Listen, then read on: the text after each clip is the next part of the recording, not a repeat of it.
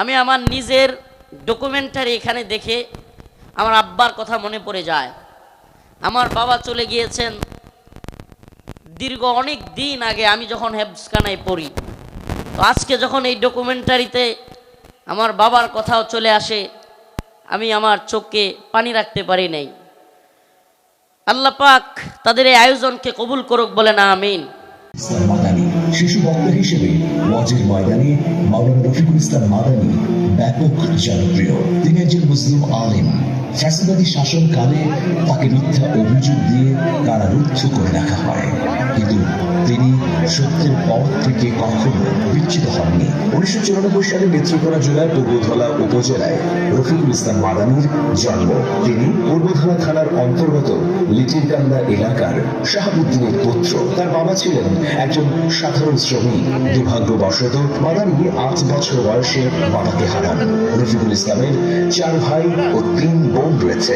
মাওলানা রফিকুল ইসলাম মাদানী পুরা কান্দুলিয়া সরকারি প্রাথমিক বিদ্যালয় থেকে 5ম শ্রেণী পাশের পর জারিয়া হাফিজিয়া মাদ্রাসায় পড়াশোনা করেন। বিভিন্ন সূত্র থেকে জানা যায়, নেত্রকোনার একটি মাদ্রাসায় রফিকুল ইসলাম মাদানী হিফজুল কোরআন পড়াশোনা করেন। পরবর্তী সময় তিনি ঢাকার যাত্রাবাড়ি এলাকায় একটি মাদ্রাসায় ভর্তি হন। উক্ত মাদ্রাসায় কয়েক বছর পড়াশোনা করেন।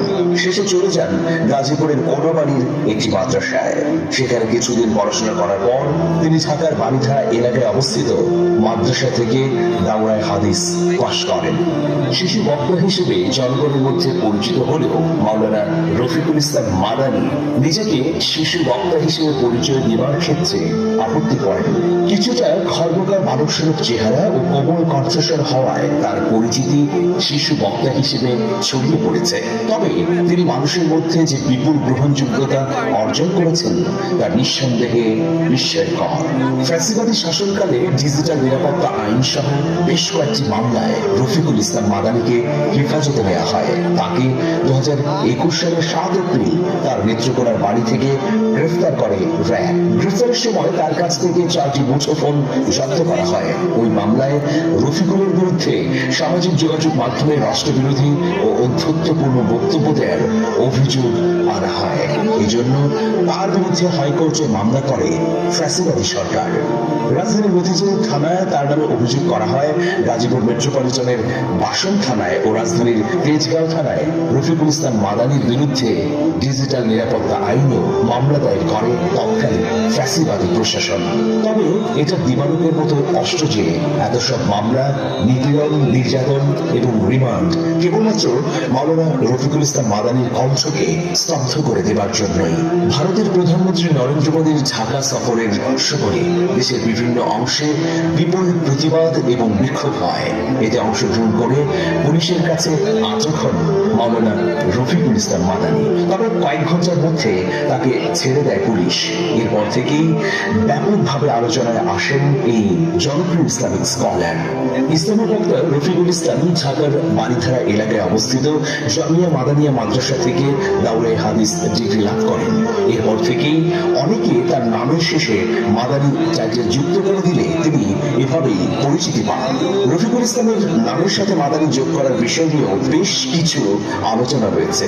তার নামের শেষে মাদানী লাগানোর ঘটনায় তাকে আইনি নোটিশও দেয় হেফাজতে ইসলামের মদিনা শাখার আমির এবং সংগঠনটির কেন্দ্রীয় সদস্য।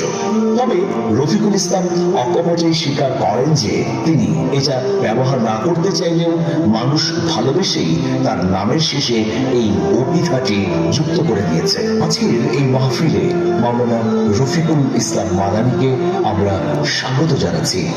তার জ্ঞান, গর্ব এবং দূরদর্শী বক্তব্য দিয়ে তিনি জনগণকে অনুপ্রাণিত করবেন, এটাই আমাদের প্রত্যাশা। ইসলামী শরীয়ত অনুযায়ী মুখণ্ড আমার শাসন হবে।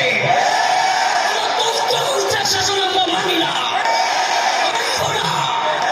আমাদের ইসলামী শাসন লাগবে ইনশাআল্লাহ।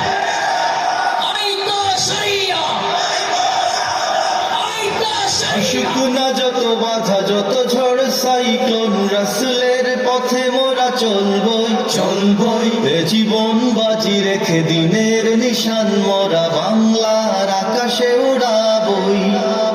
আসুক না যত বাধা, যত ঝড় সাইক্লোন, রাসূলের পথে মোরা চলবই চলবই। জীবন বাজি রেখে দিনের নিশান মোরা বাংলার আকাশে উড়াবই।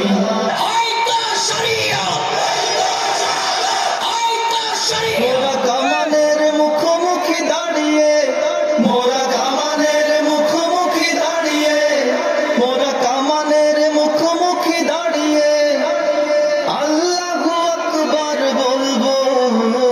আসুক না যত বাধা যত ঝড় সাইক্লোন, রাসূলের পথে মোরা চলবই চলবই। এ জীবন বাজি রেখে দিনের নিশান মোরা বাংলার আকাশে উড়াবই। আমাদের দেহে বই জিহাদি রক্ত, প্রাণে প্রাণে বিপ্লবী ঝংকার ঝংকার। তাকবীরে তাকবীরে বাতিলের মসনদ, কত ভেঙে করেছি যে চুরমার, কত ভেঙে করেছি যে চুরমার, কত ভেঙে করেছি যে চুরমার। এই শির অবনত আল্লাহর কাছে, শুধু নয় কোন তাগুতের কাছে। সবুজে কাফেলা নিয়ে যাব জানি একদিন মকসুদে মঞ্জিলে পৌঁছে, মকসুদে মঞ্জিলে পৌঁছে, মকসুদে মঞ্জিলে পৌঁছে।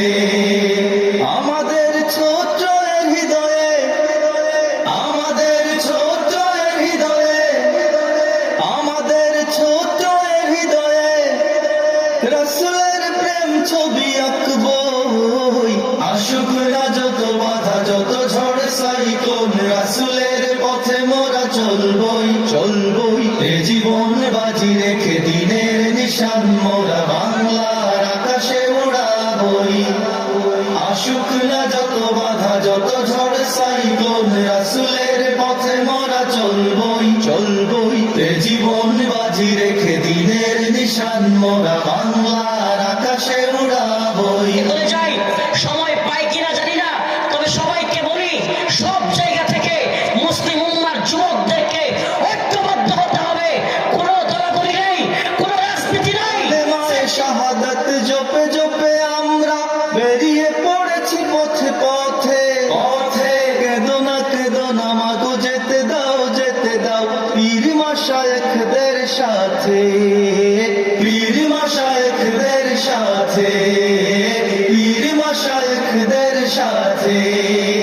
বেদিনের পাঞ্জায় বিশ্ব মুসলমান, কান্নায় ভাঙছে নীল আকাশ আকাশ। আমরা ফুটাবো হাসি মজলুমানের মুখে, বুকে ঝড় তুলেছে বিশ্বাস, বুকে ঝড় তুলেছে বিশ্বাস।